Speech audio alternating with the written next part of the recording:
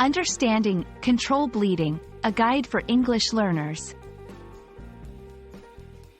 Hello everyone, welcome to our English language learning series. Today, we're going to explore the meaning and use of the phrase, control bleeding. This is not just a medical term. It's a phrase that can be useful in various contexts, especially for those interested in health-related topics. Let's dive in and understand this phrase in detail. Control bleeding is a compound phrase consisting of two words, control and bleeding. Control.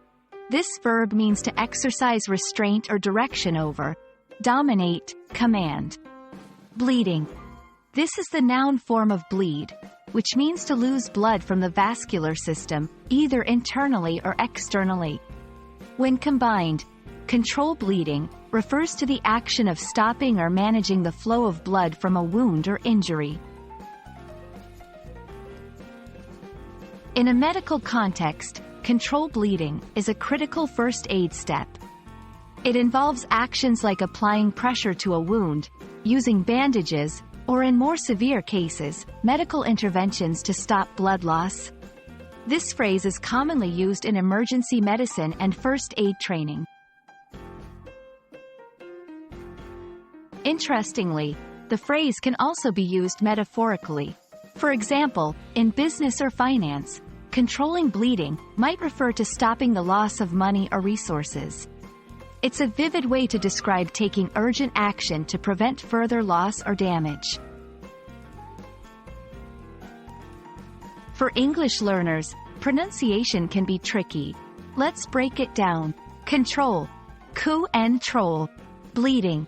Bleeding. Emphasize the first syllable in both words, and ensure the L in control and the D in bleeding are clear. To help you understand better, here are a few examples.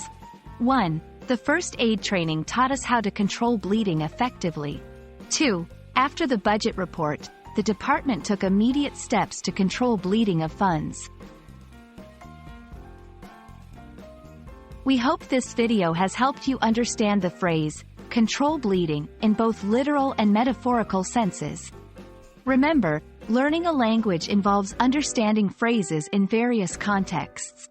Keep practicing, and see you in our next video.